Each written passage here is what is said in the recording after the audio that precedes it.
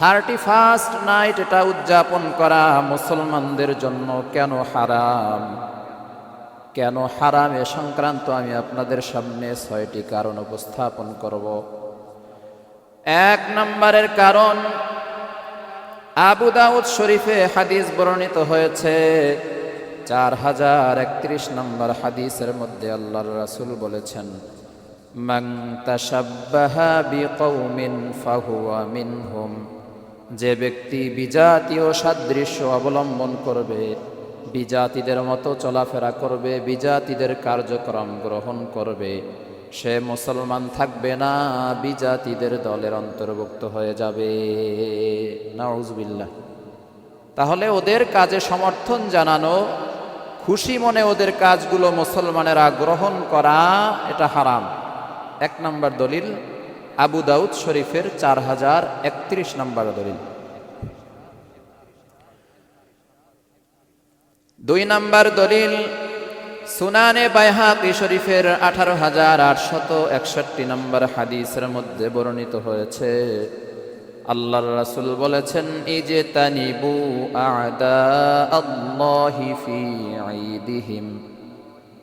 নবী বলেন, হে আমার উম্মতেরা, হে দুনিয়ার মুসলমানেরা, তোমরা আল্লাহর দুশমনদের সাথে, অর্থাৎ তোমরা অমুসলিমদের উৎসবের সাথে তোমরা কোনো সম্পর্ক রাখবে না, অমুসলিমদের উৎসব থেকে তোমরা অবশ্যই দূরে থাকবে।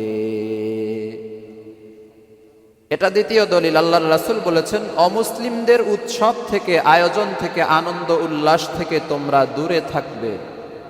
এই নির্দেশনা দিয়েছেন কাদেরকে? মুসলমানদেরকে।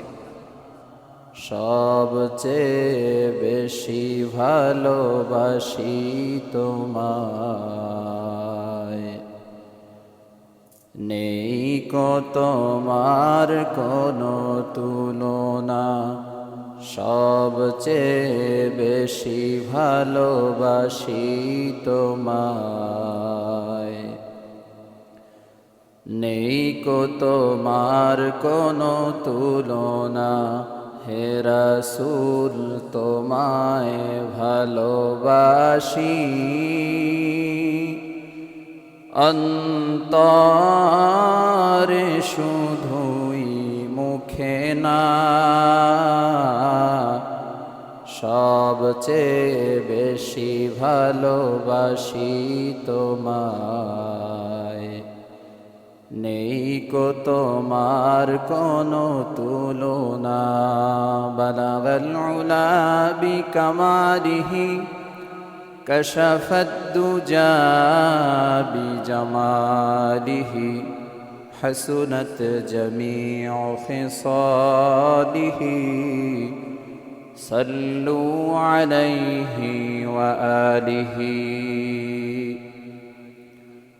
আলহামদুলিল্লাহ, পরওয়ারদিগারে আলম আল্লাহ তাআলার দরবারে অসংখ্য অগণিত শুকর ও সুজুদ,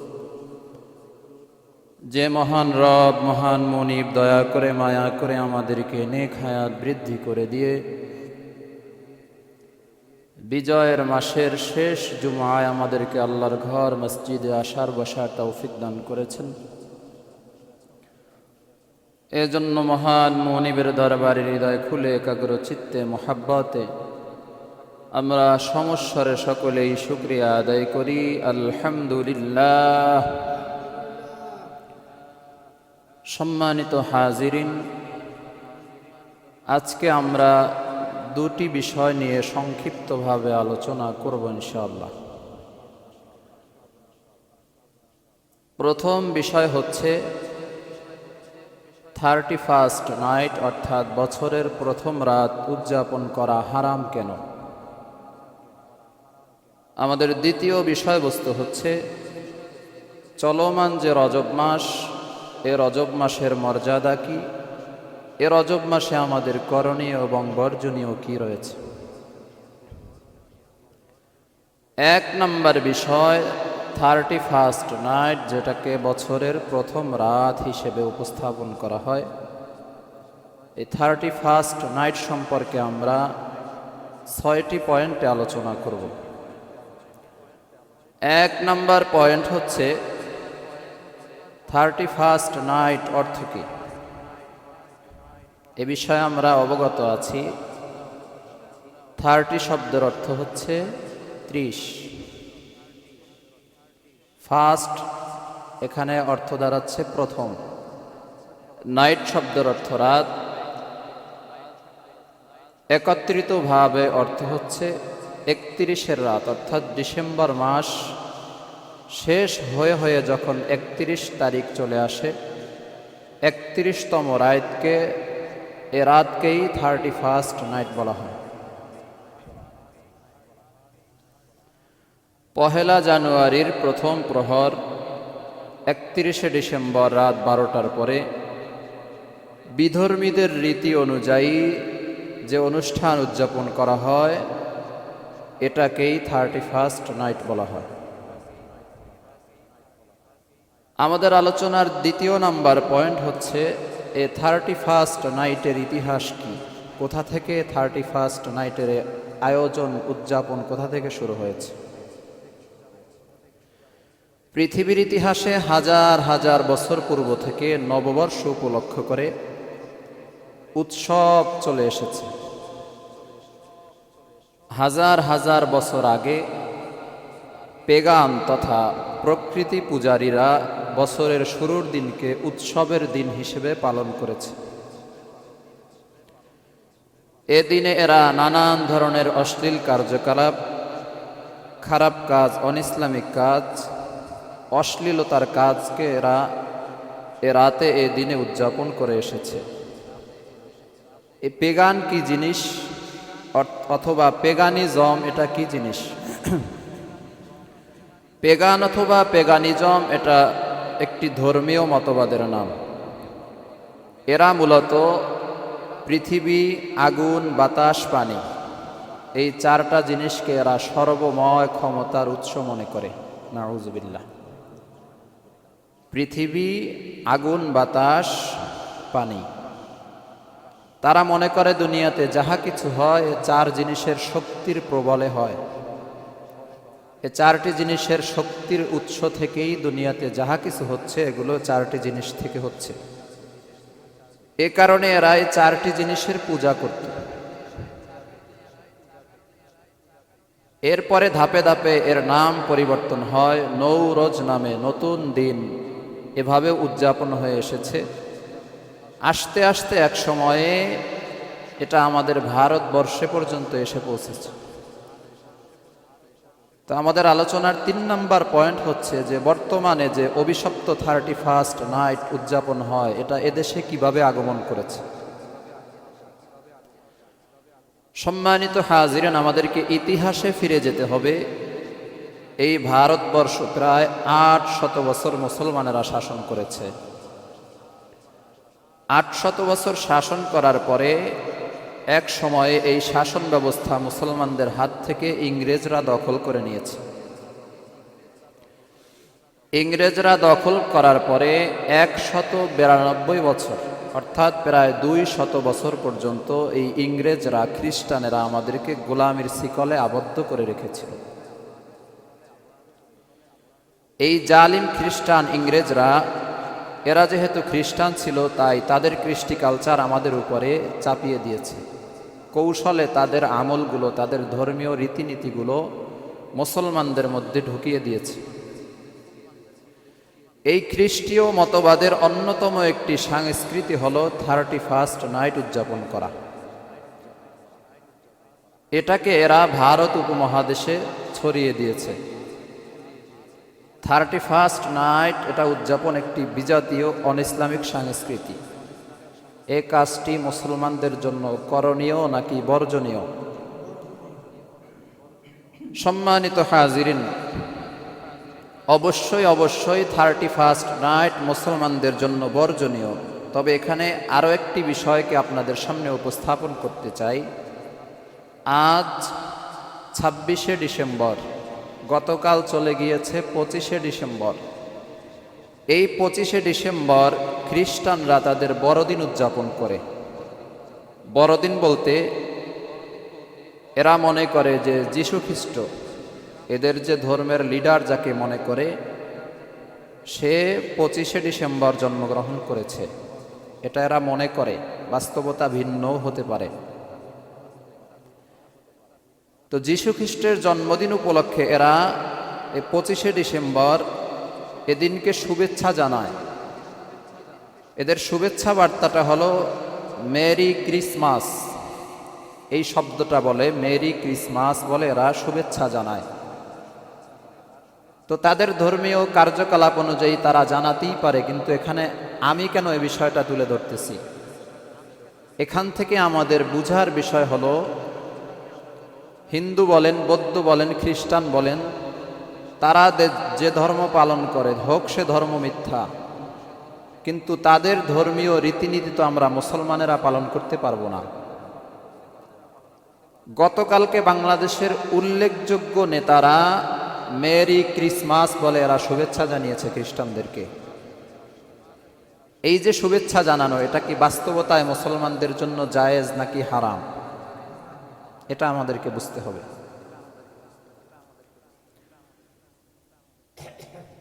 এ সম্পর্কে কিতাবে বর্ণিত হয়েছে, وأما التهنئة بشعائر الكفر المختصة به فحرام بالاتفاق। ইমামে আজম আবু হানিফা রাহমাতুল্লাহি আলাইহি অথবা আরো যত মাযহাব সারা পৃথিবীর মধ্যে রয়েছে, সকল মাযহাবের সকল বিজ্ঞ ফুকাহায়ে কেরামের মতামত হলো, সমস্ত ফুকাহায়ে কেরাম স্পষ্ট বক্তব্য দিয়েছেন, বিধর্মীদের কোনো অনুষ্ঠানে কোনো উদ্দেশ্য করে তাদেরকে শুভেচ্ছা বার্তা জানানো সর্বসম্মতিক্রমে মুসলমানদের জন্য হারাম। এটা আমাদেরকে বুঝতে হবে। বড় বড় নেতারা যে গতকালকে মেরি ক্রিসমাস বলে যে এরা শুভেচ্ছা জানালো, তারা কবিরা গুনাহ করেছে। সম্মানিত হাজিরিন, মিলিয়ন মিলিয়ন ফলোয়ারের পেজ থেকে যখন মেরি ক্রিসমাস বলে এরা শুভেচ্ছা বার্তা জানিয়েছে, হাজার হাজার লক্ষ লক্ষ কর্মীরা এরাও এটাকে শুভেচ্ছা হিসেবে গ্রহণ করেছে, এরাও শুভেচ্ছা বার্তা জানিয়েছে, এরাও মেরি ক্রিসমাস বলেছে। তাহলে একজন নেতার কারণে কর্মীদের মধ্যেও লক্ষ লক্ষ নেতা কর্মীদেরকে এরা গুনাহগার বানিয়েছে, কবিরা গুনাহের আওতাভুক্ত করে দিয়েছে। নেতা যেই দিকে যাচ্ছে কর্মীরাও সেদিকে যাচ্ছে। নেতা জান্নাতের দিকে যাচ্ছে না জাহান্নামের দিকে যাচ্ছে, কর্মীদের খবর নেই। সম্মানিত হাজিরিন, আমাদেরকে স্পষ্টভাবে বুঝতে হবে, হিন্দু হোক, খ্রিস্টান হোক, বৌদ্ধ হোক, বিধর্মী যত গোষ্ঠী আছে, এদের কোনো কার্যক্রমে, এদের ধর্মীয় কোনো রীতিনীতিতে মুসলমানেরা শুভেচ্ছা জানাতে পারবে না। স্পষ্টভাবে ফুকাহায়ে কেরামের বক্তব্য হলো, মুসলমানেরা বিধর্মীদের কোনো অনুষ্ঠানে বা কোনো সাংস্কৃতিক কোনো কার্যক্রমে শুভেচ্ছা জানাতে পারবে না, এটা স্পষ্ট হারাম।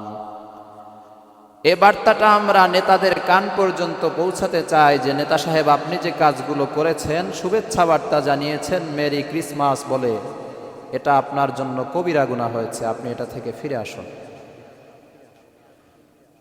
খ্রিস্টানেরা তাদের ধর্ম তারা পালন করবে, আমরা বাধা দিব না। হিন্দুরা তাদের ধর্ম তারা পালন করবে, আমরা বাধা দিব না। বৌদ্ধরা তাদের ধর্ম তারা পালন করবে, আমরা বাধা দিব না।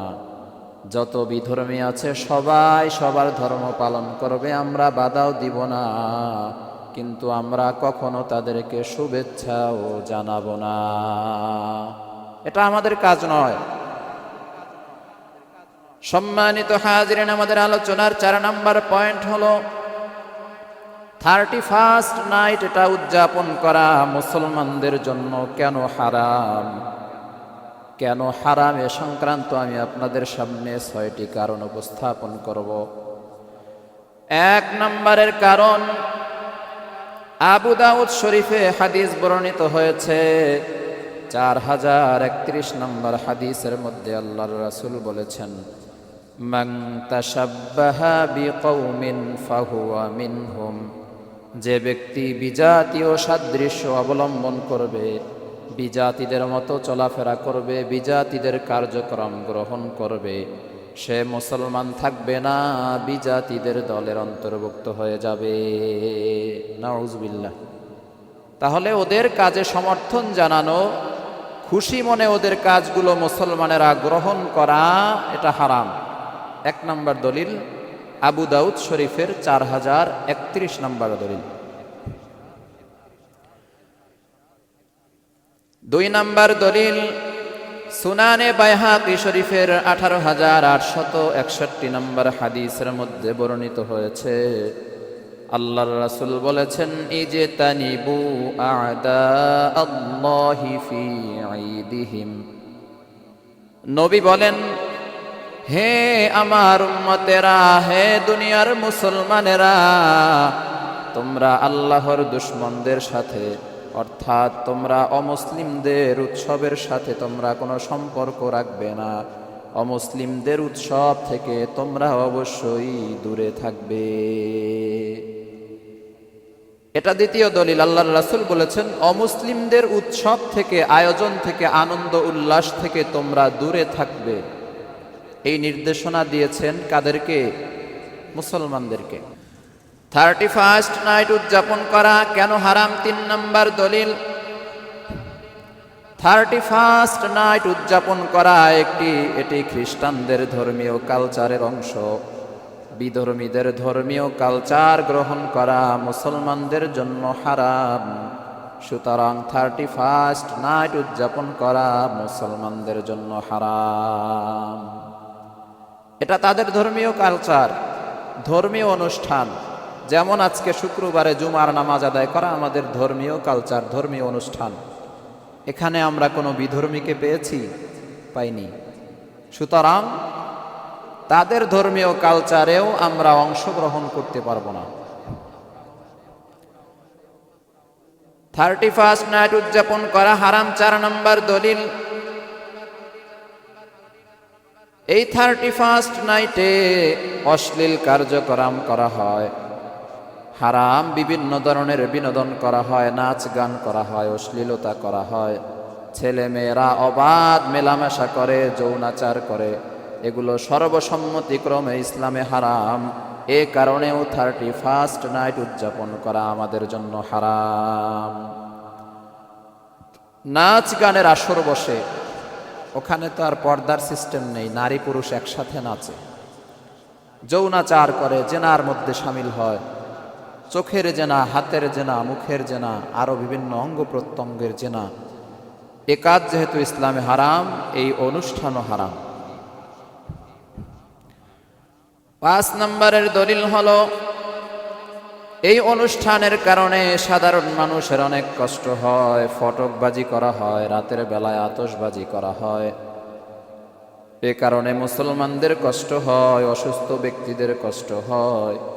এরপরে এ রাতকে, এ দিনকে কেন্দ্র করে ফানুস উড়ানো হয়, আগুন দিয়ে ফানুস আকাশের দিকে উড়িয়ে দেয়। এরকম অনেক ঘটনা ঘটেছে। ফানুস জমিনের মধ্যে পড়ে গিয়ে নারাকুটার মেইতে আগুন লেগেছে, মানুষের ঘর বাড়িতে আগুন লেগেছে, আগুন লেগে মানুষ মারাও গেছে। এরকম ঘটনা অহরহ ঘটেছে, যে কাজের মাধ্যমে সাধারণ মানুষের কষ্ট হয়, ইসলাম ও কাজকে হারাম করেছে। এই 5 নম্বর দলিল, এই যে বিভিন্ন ধরনের কার্যকলাপ করা হয়, বোমা ফুটানো হয়, ফটকবাজি ফুটানো হয়, আতশবাজি করা হয়, ফানুস উড়ানো হয়, এগুলো মুসলমানদের জন্য নয়, শুধু সব মানুষের জন্যই ক্ষতিকর। সম্মানিত হাজিরিন, 31st নাইট উদযাপন করা হারাম কেন? 6 নম্বর দলিল হলো, এই 31st নাইটকে, উদযাপনকে কেন্দ্র করে এতে অনেক পরিমাণে অর্থের ব্যাপক অপচয় করা হয়, টাকা পয়সা খরচ করা হয়, টাকা পয়সা খরচ করে বিভিন্ন জিনিস কেনাকাটা করা হয়, সেগুলো আবার আগুনে পুড়িয়ে ধ্বংস করা হয়, আকাশে উড়িয়ে ধ্বংস করা হয়।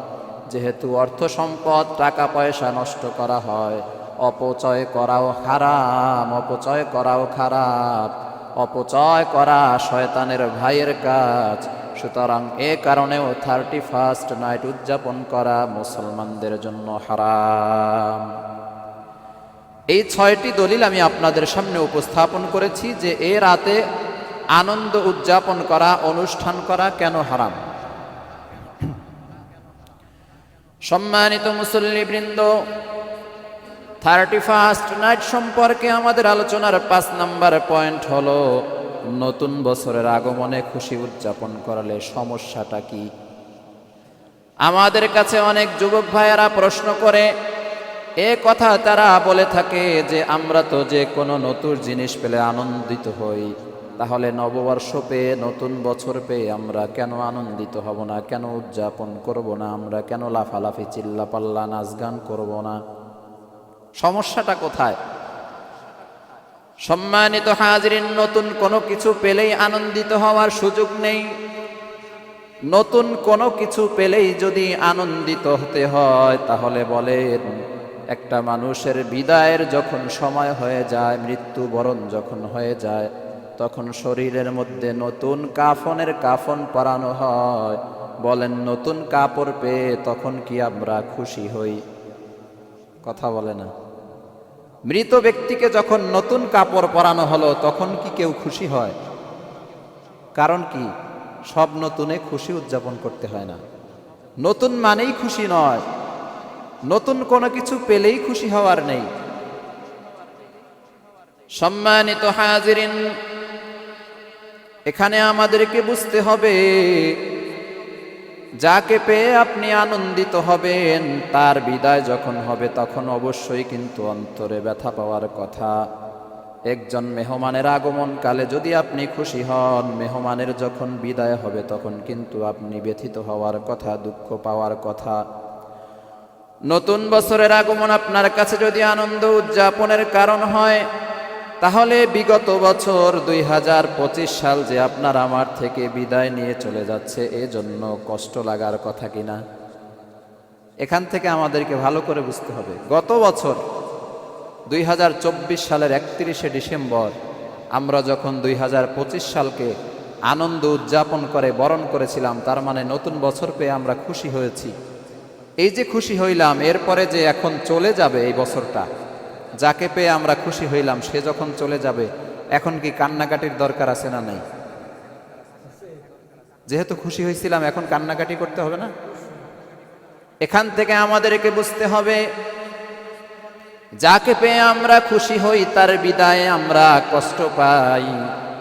সন্তান বিদেশে থাকে, অনেক বছর পরে দেশে আসবে, আমরা আনন্দিত হয়েছি। সন্তান বাড়িতে এসেছে, খুশির বন্যা বয়ে গেছে। কয়েক মাস থাকার পরে সন্তান আবার যখন বিদেশের জমিনে চলে যাচ্ছে, তখন আবার আমরা ব্যথিত হই, দুঃখ প্রকাশ করি, কান্নাকাটি করি। ঠিক তেমনি ভাবে হে যুবক ভাই, 2025 সালকে তুমি আনন্দের সাথে গ্রহণ করেছিলা, উল্লাস করেছিলা, ফটকবাজি করেছিলা, আতশবাজি করেছিলা। এবার আসো 2025 সালের বিদায় হয়ে যাচ্ছে, আসো কিছু সময় কান্নাকাটি করি। এটাতে রাজি নাই, এখন রাজি নেই, আনন্দ করার ক্ষেত্রে রাজি আছে। সম্মানিত হাজরিন, আমাদেরকে ভালো করে বুঝতে হবে, বছর শুরু হতে আমরা আনন্দিত হয়ে যাই, কিন্তু আমাদের এখানে ব্যথিত হওয়ার, দুঃখ পাওয়ার একটা কারণ আছে। যে বছরটা আমরা শেষ করে ফেলেছি, যে বছরটা আমাদের থেকে চলে যাচ্ছে, এ বছরে আমরা কত গুনাহ করেছি। যে বছরটা আমাদের থেকে চলে যাচ্ছে মানে আমাদের হায়াতের 1 বছর শেষ হয়ে গেল। এই বছরে আমরা বেশি নেকি করতে পারি না।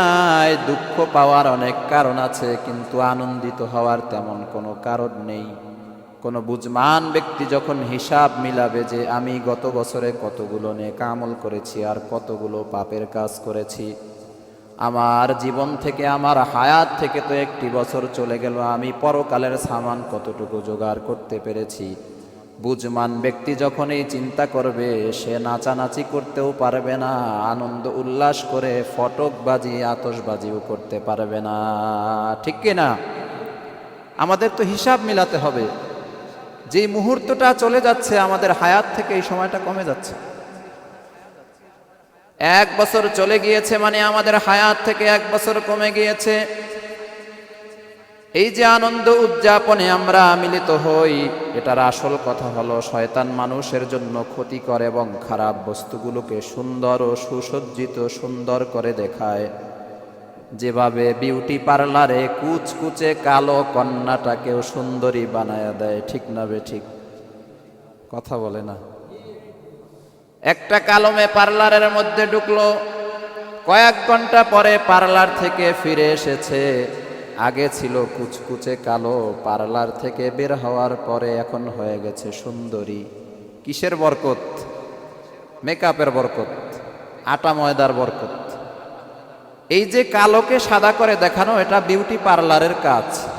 ঠিক তেমনি ভাবে এ দুনিয়াতে বিচরণকারী একজন ইবলিস আছে, শয়তান আছে, যেও মানুষের সামনে খারাপ জিনিসটাকে ভালো দেখায়, ভালোভাবে উপস্থাপন করে। কেন করে এই কাজটা? এই কাজটা এ কারণে করে, ভালো রূপটা দেখার পরে আমরা যেন ওই দিকে ধাবিত হই, ওই খারাপ কাজের দিকে যেন ধাবিত হই। এজন্য শয়তান আমাদের কাছে খারাপ জিনিসটাকে সুন্দরভাবে উপস্থাপন করে, আমরা দেখে আকৃষ্ট হয়ে যাই, ওই দিকে আগায় যাই। ঠিক তেমনি ভাবে এই যে আমাদের সামনে থেকে একটি বছরও চলে গেল, নতুন বছরের আগমন হচ্ছে। এখন যুবক ভাইয়েরা পাগলের মতো আনন্দে মেতে উঠবে। শয়তান এদের সামনে খারাপ জিনিসটাকে সুন্দরভাবে উপস্থাপন করেছে।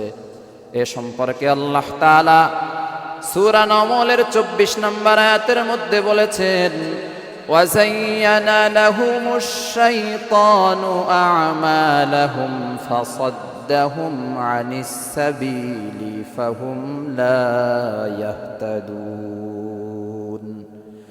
আল্লাহ তাআলা বলেন, হে দুনিয়ার মানুষ, তোমরা জেনে নাও, শয়তান মানুষের কাছে শয়তানি কাজকে, খারাপ কাজকে শোভন করে, সুন্দর করে উপস্থাপন করে। ফলে এই পদ্ধতিতে মানুষকে সঠিক পথ থেকে বিচ্যুত করে। অতঃপর মানুষ আর হেদায়েতের পথ খুঁজে পায় না। শয়তান এসে বলতেছে যে তুই বছরের প্রথম রাতে আনন্দ কেন করবি না? এটা তো খারাপ কিছু নাই, ভালো জিনিস, এটা তো ভালো কাজ। কিন্তু এই ভালো কাজ যেটা বলতেছে, এটার উৎপত্তি কোথা থেকে?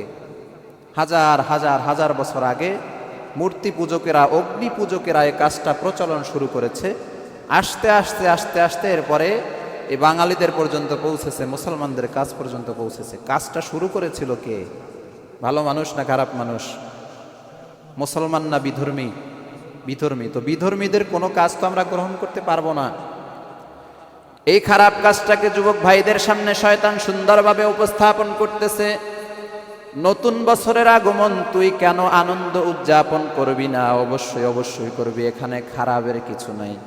এইভাবে সুন্দর সুন্দর বুঝ শয়তান মানুষকে দিচ্ছে সামনে, খারাপ জিনিসটাকে সুন্দরভাবে উপস্থাপন করতেছে। যেমনি ভাবে বিউটি পার্লারের মধ্যে কালো মেয়েটা ঢুকেও সুন্দরী হয়ে বেরিয়ে গিয়েছে, ঠিক তেমনি ভাবে জঘন্য খারাপ কাজটাকেও, হারাম কাজটাকেও শয়তান সুন্দরভাবে নেক সূরাতে মুসলমানদের সামনে উপস্থাপন করেছে। মুসলমানেরা ভালো কাজ মনে করে খারাপ কাজটাকে এরা গ্রহণ করেছে, নাউজুবিল্লাহ। অথচ স্পষ্টভাবে ইসলামিক দৃষ্টিকোণ থেকে 31st নাইট উদযাপন করাকে হারাম ঘোষণা করা হয়েছে। সম্মানিত হাজিরিন, এখান থেকে আমাদেরকে শিক্ষা নিতে হবে, গত এক বছরে আমরা কতটুকু নেক আমল করেছি আর কতটুকু বদ আমল করেছি। পিছনের এক বছরে আমাদের সফলতা কতটুকু, এটা আমাদেরকে ভাবতে হবে, চিন্তা করতে হবে। যদি দেখা যায় যে বদ আমল বেশি হয়ে গেছে, খারাপ কাজ বেশি হয়ে গেছে, নেকের কাজ কম হয়ে গেছে, তাহলে বছর শুরু হতে না হতেই আমাদেরকে আল্লাহর কুদরতি কদমে সেজদা দিয়ে কান্না করা দরকার। নাচানাচি কোথা থেকে আসতেছে? এই সংক্ষিপ্ত জীবনটা শেষ হয়ে যাবে, পরকালীন জীবন হলো আসল জীবন। এই জীবনে কতটুকু ভালো কাজ করেছি, কতগুলো খারাপ কাজ করেছি, এগুলোর হিসাব আল্লাহর সামনে দিতে হবে। যুবক ভাইয়ারা, বেশি নাচানাচি করিও না। সময় আসতেছে, শরীরের শক্তি পানি হয়ে যাবে, টকবগে গরম রক্ত কিছুদিন পরে নিথর হয়ে যাবে, শরীরের চামড়াগুলো ঢিলে হয়ে যাবে, হাড়গুলো আর সঠিকভাবে কাজ করবে না। হাতের মধ্যে লাঠি নিয়ে হাঁটতে হবে, বাহাদুরি করার সুযোগ নাই। রক্ত তো গরম, যে কোনো খারাপ কাজে দ্রুত গতিতে ঝাঁপায়ে পড়তেছি আমরা। সম্মানিত হাজিরিন, 31st নাইট সম্পর্কে আমাদের আলোচনার 6 নম্বর পয়েন্ট হলো এ দিন বা এ রাতকে উপলক্ষ করে আমাদের করণীয় কি, আমরা কি করতে পারি। আমাদের করণীয় হলো 7টি। কয়টি? ভালো করে শুনেন। যুবক ভাইয়েরা আজকে মসজিদে দেরি করে আসতেছে, যে হুজুর যেভাবে বাঁশ দেওয়া শুরু করছে, আগে ভাগে গেলে খবর আছে, এজন্য নিরিবিলি বসে আছে, আসবে আনে নামাজের আগে আগে। তো আমরা যারা শুনেছি, আমরা বাকিদেরকে সতর্ক করবো ইনশাআল্লাহ। বছরের প্রথম রাতে আমাদের করণীয় হলো 7টি। 1 নম্বর কাজ হলো, যেখানেই আমরা গুনাহের পরিবেশ দেখব, সে গুনাহের পরিবেশ থেকে আমরা সরে যাব। রাস্তা দিয়ে হাঁটতেছি, দেখতেছি দোকানের ওখানে আড্ডা বসেছে, কিরে তোরা কি করতেছো, জুয়া খেলার আসর বসেছে, ওখানে যাব না, ওখান থেকে পালাবো। সম্মানিত হাজিরিন, যত প্রকারের গুনাহের পরিবেশ দেখব, আমরা গুনাহের পরিবেশ ছেড়ে পালিয়ে যাব, জায়গা ত্যাগ করব।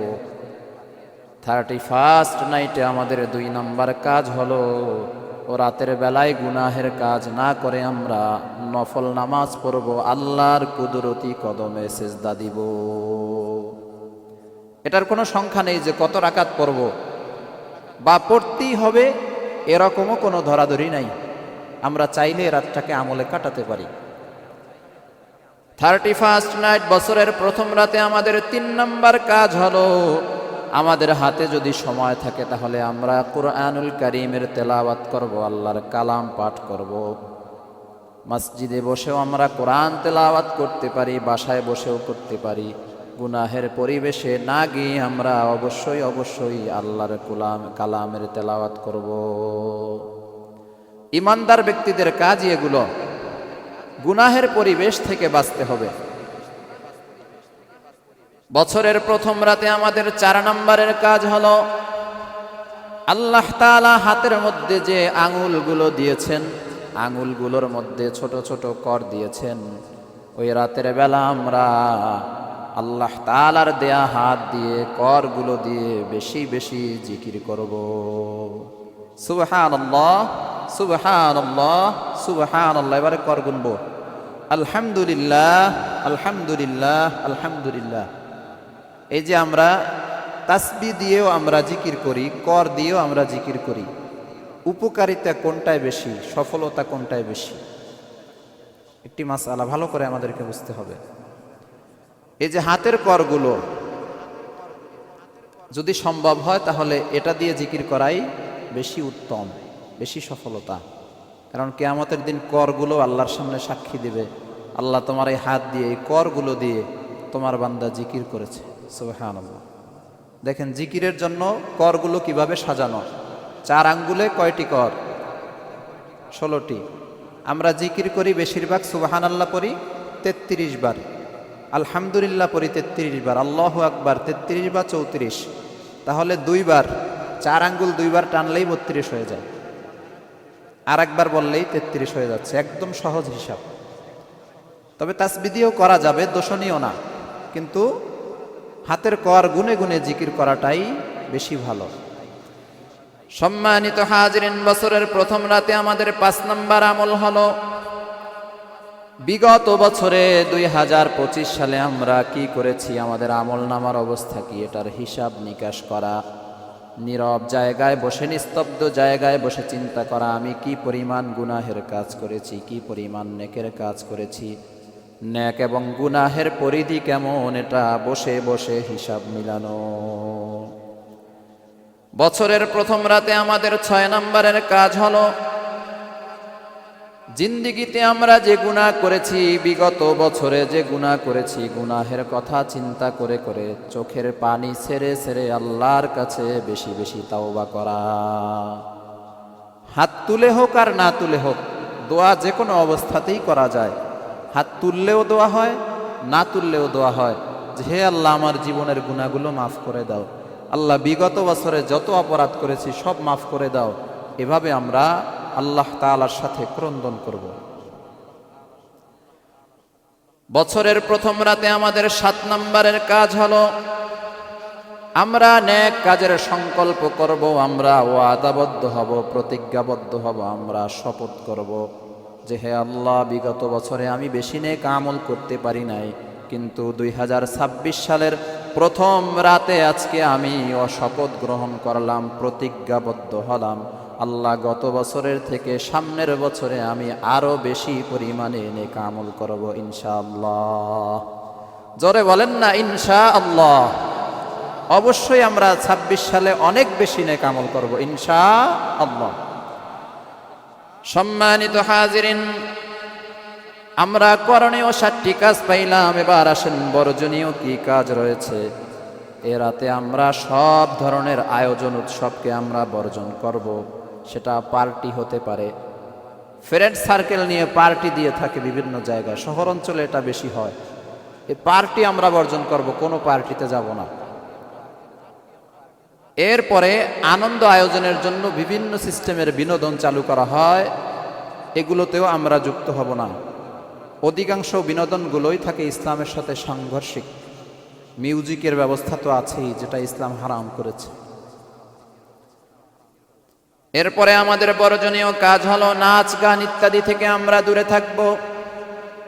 মোট মাঠ কথা হলো অনইসলামিক যত ধরনের কার্যকলাপ হবে ও জায়গা থেকে আমরা দূরে সরে যাব, জায়গাগুলোতে আমরা যুক্ত হব না। মোটমাট কথা হলো যদি নেকের কোনো কাজ করতে নাও পারি, নাক টেনে ঘুম দিব, কিন্তু কোনো পাপের কাজে যুক্ত হব না। রাজি আছি তো ইনশাআল্লাহ? প্রয়োজনে ঘুমাবেন, খুব বেশি ঘুমান, 8-10 ঘন্টা ঘুমান, কিন্তু তারপরেও নেকি যদি করতে নাও পারেন, পাপের দ্বারে কাছেও এই রাতে যাবেন না। সম্মানিত হাজিরিন, বিধর্মীদের কালচার আমাদের উপরে রাষ্ট্রীয়ভাবেও চাপিয়ে দেওয়া হয়, রাষ্ট্রীয়ভাবে অনেক কাজ আমাদের উপরে চাপিয়ে দেওয়া হয়, যেটা হারাম। গত জুমার আগের জুমায় আপনাদের সামনে আলোচনা করেছিলাম যে 16ই ডিসেম্বরে রাষ্ট্রীয়ভাবে আমাদের উপরে অপরাধ চাপিয়ে দেওয়া হয়েছে। যেমন ফুল অর্পণ করা হয়, পুষ্প অর্পণ করা হয়, বিজয় দিবসে শহীদদের শ্রদ্ধা জ্ঞাপনের জন্য এরপরে 1 মিনিট চুপ করে দাঁড়িয়ে থাকা হয়। এই ধরনের অনেক কার্যকলাপ সারা বছরে সরকারিভাবে আমাদের উপরে, আমরা যারা সরকারি দায়িত্বশীল আছি, বিভিন্ন জায়গায় সরকারি চাকরিজীবী আছি, আমাদের উপরে চাপিয়ে দেওয়া হয়, আমাদেরকে করতে বাধ্য করা হয়। এখন এটার সলিউশন কি, সমাধান কি? আমরা অনেকে বলি এটা তো রাষ্ট্র আমার উপরে চাপাই দিছে, আমি কি করব? এই কথা বলেই দায় এড়ানো যাবে না। রাষ্ট্র আপনার উপরে চাপিয়ে দিয়েছে, সরকার চাপিয়ে দিয়েছে, সরকার গুনাহগার হবে অবশ্যই, কিন্তু আপনি যে ছাড় পেয়ে যাবেন এটাও না, কারণ আপনার তো এই সেক্টর থেকে সরে যাওয়ার সুযোগ আছে। আপনি কয়দিন প্রতিবাদ করেছেন, আপনি কতবার স্মারকলিপি দিয়েছেন যে হে মাননীয় সরকার, এই কাজগুলো ইসলামের সাথে সাংঘর্ষিক, আমাদের এই কাজগুলো পরিবর্তন করে দিন, আমরা মুসলমানে কাজগুলো করতে পারবো না। কতজন সরকারি কর্মকর্তা সরকারের কাছে স্মারকলিপি দিয়েছে, কতজন সরকারি কর্মকর্তা, স্কুল কলেজ ইউনিভার্সিটির শিক্ষকেরা কয়দিন এটার জন্য মানববন্ধন করেছে, আমি আমার জীবনে দেখি নাই। মনে কষ্ট নেবেন না, কিন্তু আমরা কিন্তু রিজিক বৃদ্ধির জন্য, ভাতা বৃদ্ধির জন্য রাস্তায় নেমেছি। রিজিক বৃদ্ধির জন্য সরকারের কাছ থেকে দাবি আদায়ের জন্য আমরা কিন্তু গুলিও খেয়েছি, কিন্তু ইসলাম বিবর্জিত যে কাজগুলো রাষ্ট্রীয়ভাবে আমাদের প্রতিষ্ঠানগুলোতে চাপিয়ে দেওয়া হয়েছে, আমাদেরকে করতে বাধ্য করা হয়, যে হারাম কাজগুলো করতে বাধ্য করা হয়, এই বিষয়ে আমরা সরকারি কর্মকর্তা যারা আছি, শিক্ষক আছি, দায়িত্বশীল যারা আছি, আমরা এই বিষয়ে উদাসীন। মানে ধর্মের উপরে আঘাত আসলেই রাস্তায় নামতে হবে হুজুরদের, আর আমাদের রিজিকে টান পড়লে তখন আমরা নামবো। ইসলাম এটা হুজুরদের দায় সারা কাজ, ইসলাম নিয়ে হুজুররা বুঝবে, আমরা এগুলো কিছু জানি না। দেখেন আমাদের ভুল ধারণাটা কোন জায়গায়। আমরা প্রতিবাদ করলে এগুলো পরিবর্তন হয়ে যেত, যে আমরা শহীদদের জন্য দোয়া করব, তাদের জন্য কোরআন তেলাওয়াত করব, আমরা কেন নীরবতা পালন করব? নীরবতায় ফলাফলটা কি, উপকারিতা কি? এভাবে যদি আমরা জবাবদিহিতার আওতাভুক্ত আনতে পারতাম রাষ্ট্রকে, আমরা যদি স্মারকলিপি দিতাম, মানববন্ধন করতাম, তাহলে এগুলো পরিবর্তন হতে বাধ্য হতো। কিন্তু আমরা এই দিকে নাই। যত ঝামেলার কাজ আছে এ বিষয়ে ওলামায়ে কেরাম নামে, এরপরে আলেমরা জেলের মধ্যে যাচ্ছে। এই কয়েকদিনেও ডেইলি স্টার এবং প্রথম আলোর অফিস যে ভাঙচুর হয়েছে, যেই সমস্ত হুজুররা ধারে কাছেও যায় না, ঢাকার বাইরে ছিল, এদেরকেও গ্রেফতার করেছে। আসল অপরাধীরা, রাঘব বোয়ালেরা, এরা গোপনে থাকে, এদেরকে আশ্রয় দেওয়া হয়। রাষ্ট্রের ছত্রছায়ায়, প্রশাসনের ছত্রছায়ায় এদেরকে প্রোটোকল দিয়ে এরপরে এদেরকে সুন্দরভাবে নিরাপত্তা দেওয়া হয়। জেলে নিলেও সেখানে কোরমা পোলাও খাওয়ানো হয়। আর নিরীহ ওলামায়ে কেরাম, এরা শুধু সত্য কথা বলে যাচ্ছে, এদেরকে জেলখানায় ঢুকানো হচ্ছে, বিভিন্নভাবে নির্মম অত্যাচার করা হচ্ছে। সেই হাসিনার সময়টা আর পাল্টাইল না, নতুন বাংলাদেশ আর হইল না। এখন দুঃখ লাগে, খুবই দুঃখ লাগে। সম্মানিত হাজরিনের জন্য আমাদেরকে সাবধান হতে হবে, সতর্ক হতে হবে। অবশ্যই অবশ্যই বিজাতীয় সংস্কৃতি আমরা এড়িয়ে চলব, বিধর্মীদের কোনো কার্যকলাপে আমরা অংশগ্রহণ করব না। রাষ্ট্রীয়ভাবে যে হারাম কাজগুলো আমাদের উপরে চাপিয়ে দেওয়া হয়েছে, এটার জন্য আমরা প্রতিবাদ করব, পরিবর্তনের চেষ্টা করব।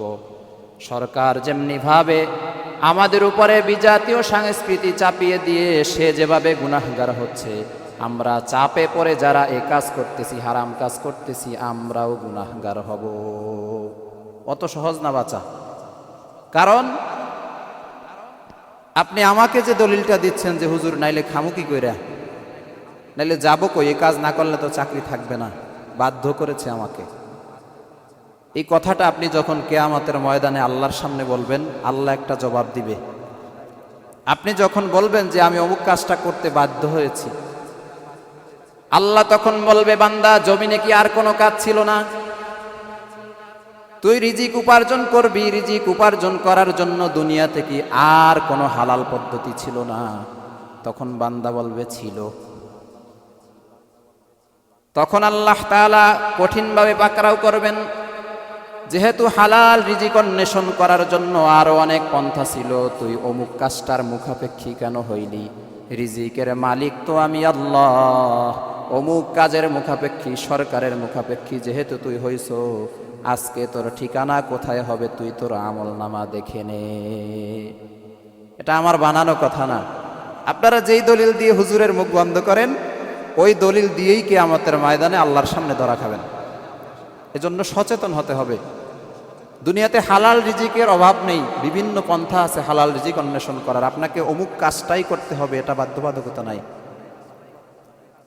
তাহলে অবশ্যই এ বিষয়ে আমরা সতর্ক হব। এই কথাগুলো কেন বলতেছি, কেউ শত্রু মনে করবেন না। যে বিষয়েই আলোচনা করি, ওই রোগ যার শরীরে আছে সেই পিছনে পিছনে শত্রুতা পোষণ করে, শত্রু মনে করে। আসলে আমি কি আমার বাবার বানানো কথা বলি, আমার বানানো কথা বলি? কোরআন হাদিস আপনাদেরকে যেই দিক নির্দেশনা দিচ্ছে, মুসলমানদেরকে যেই দিক নির্দেশনা দিচ্ছে, সেই বিষয়গুলো আমি শুধু আপনাদের সামনে বলি, আমার কাজ এতটুকু। তাহলে আমার বিপক্ষে লেগে কি লাভ? বিভিন্ন জায়গায় আমার বিপক্ষে বইলে কি লাভ? আমি কি বানাই বলি এগুলো? এজন্য আমরা সমালোচনা করব না। দেখি আমাদের যে রোগ শরীরে আছে, আমরা যে কাজগুলো করি, এতে কি কি রোগ আছে, এই রোগ থেকে আমরা কিভাবে বাঁচতে পারি, এই চিন্তা করব। নতুবা কিয়ামতের ময়দানে আল্লাহর সামনে ধরা খেয়ে যাব।